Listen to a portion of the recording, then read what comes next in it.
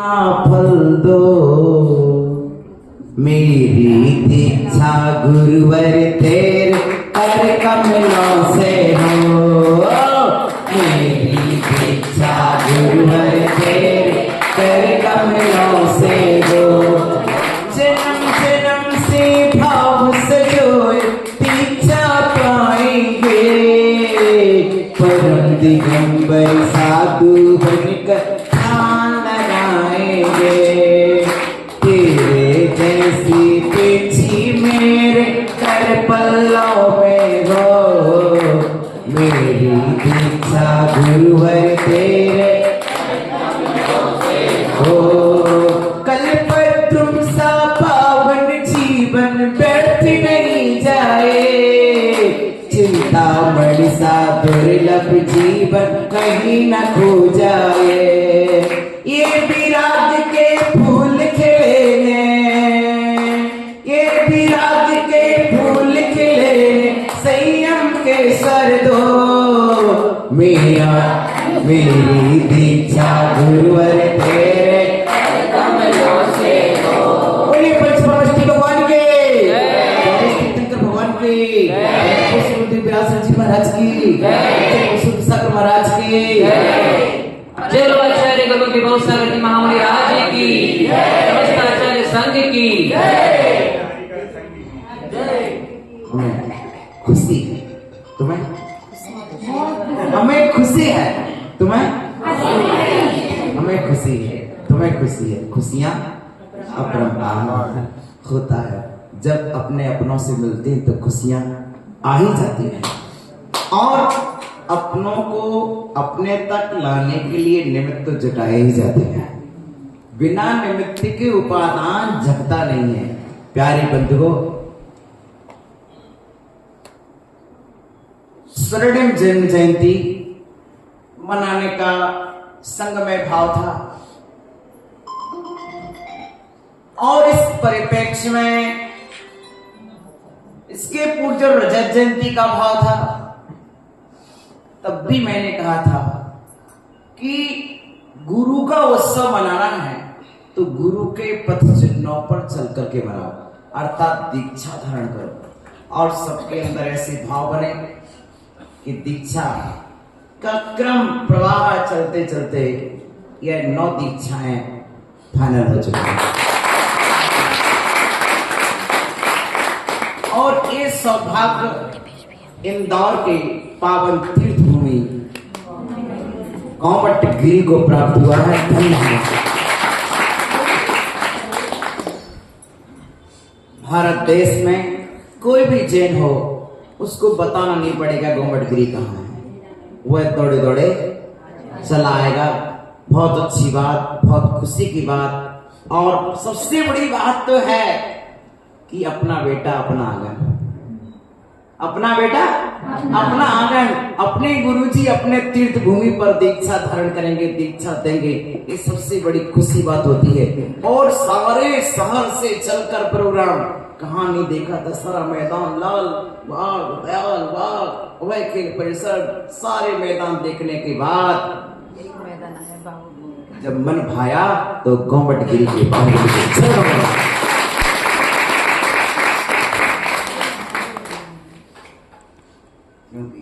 आप सभी भक्तों की भावनाएं मन में बसी थी।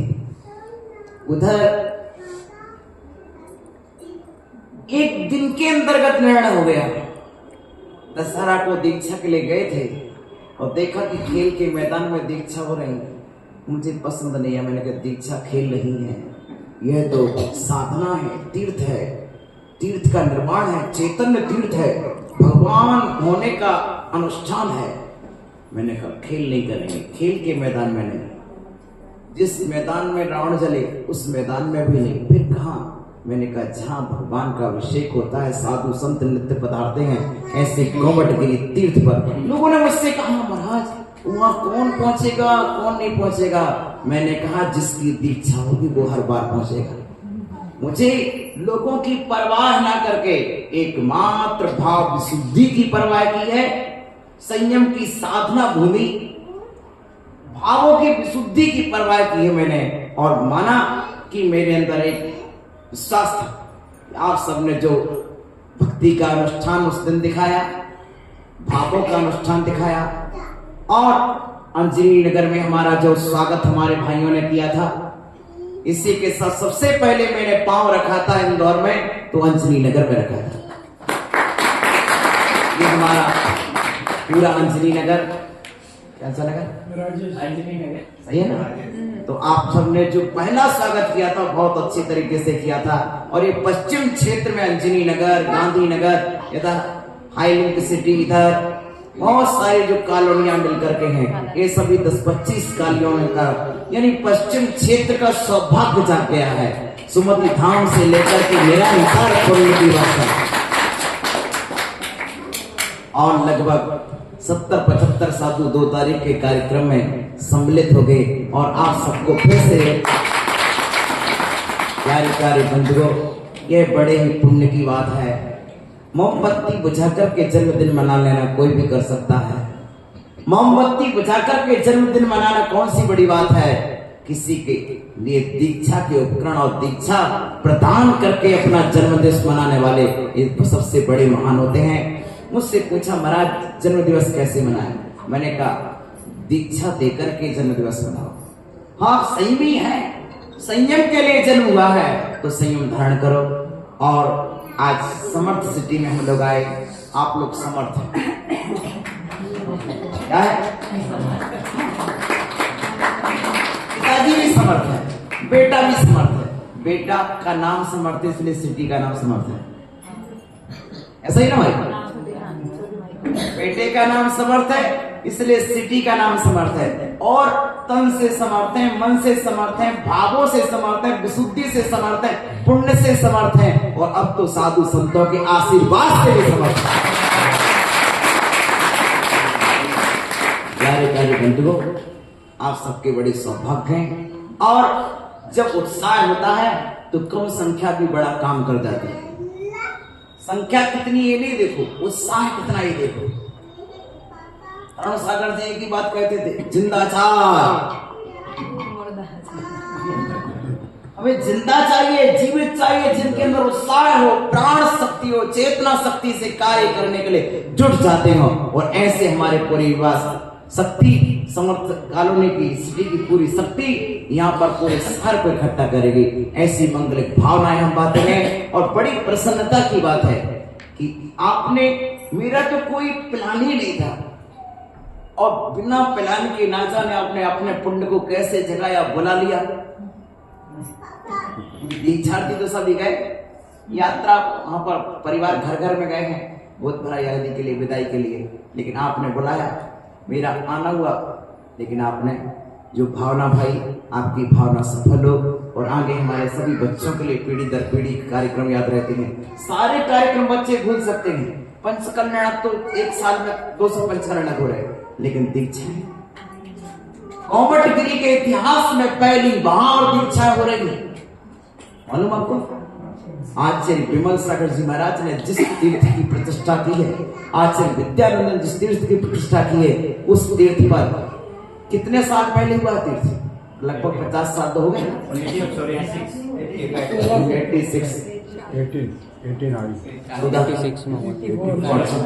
साल तो हो गए। 40 साल के इतिहास पर एक भी दीक्षा वहां पर नहीं हुई है, लेकिन छप्पर पार गए। ऐसी जो 40 साल के बाद पहला इतिहास यानी गोमटगिरी के इतिहास में पहली बार बनी दीक्षा का अवसर, आज का दीक्षा है, छुट्टी का दीक्षा है, अनेक नहीं अनेक दीक्षाओं का समागम बनने जा रहा है। प्यारे बंधुओं, आप तो जानते जिन शासन में दीक्षा की महिमा, शिक्षा जो हर साल पाते हैं, दीक्षा तो एक ही बार पाई जाती है। शिक्षा 2.5 साल से लेकर 25 साल तक शिक्षा देते हैं, लेकिन दीक्षा तो कितनी महिमा है। शिक्षा का फल दीक्षा है, जीवन का सार है दीक्षा, चारित्र। और ऐसे चारित्र को धारण करने का अवसर आया है, और मेरे सबके लिए आशीर्वाद है। एक ही सूत्र है, मनुष्य जीवन पाया है, या तो मुनि बनो या मुनि बनाओ। क्या श्रापों से बोल रहा हूं, या तो मुनि बनो या बनाओ।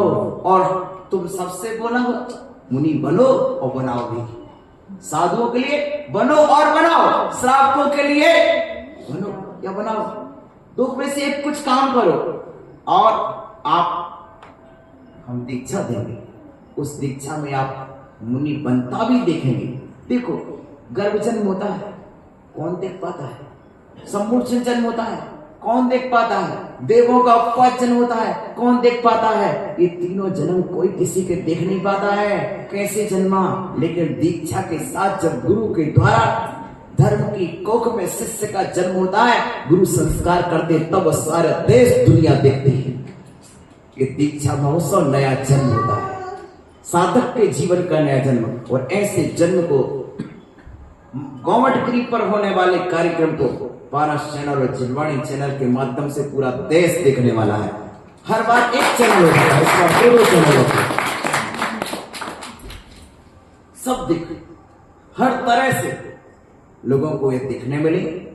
ना जाने कौन कौन सा अद्भुत प्रसंग, कौन सा अद्भुत चित्र उपस्थित करे, इसलिए सबको बड़े आनंद के साथ एक प्रसंग की घड़ी आई है और आप सबके जीवन का सबसे बड़ा उत्सव है। और ये कहिए माता जी को प्रारंभ में गुरु जी आ गए थे, मध्य में गुरु जी आ गए थे, और यह माता जी हम समापन पर नहीं आए, हम उद्यापन पर आए हैं। ये चातुर्मास तो व्रत है, व्रत का समापन नहीं होता है, व्रत का तो उद्यापन होता है, व्रत का प्रकाशन होता है, व्रत का समझ रहे ना, व्रत को तो प्रकाशन किया जाता है, उद्योतन किया जाता है। आप लोग छोटा सा व्रत करते हो तो उद्यापन करते कि नहीं करते? नमोकार मंत्र के 35 व्रत किए थे, उद्यापन किया कि नहीं? 64 रिद्धि के 64 उपवास किए, उद्यापन किया कि नहीं? तो यह चातुर्मास तो व्रत है आपका, उस चातुर्मास जो व्रत पाला है आप लोगों ने, उस व्रत का उद्यापन करना है। और उस व्रत का उद्यापन करने कहाँ जाएंगे? गोमटगिरी की धरती पर हम उद्यापन करेंगे। और सबसे अच्छा आपने एक और जोड़ लिया, पिछी का परिवर्तन भी करना है, सबको बुलाना है और स्वयं भी सम्मिलित होना है, और पूरे संघ के साथ, दिव्यता के साथ, भव्यता के साथ, गुरुदेव की स्वर्ण जयंती के साथ अपना पिछी का परिवर्तन।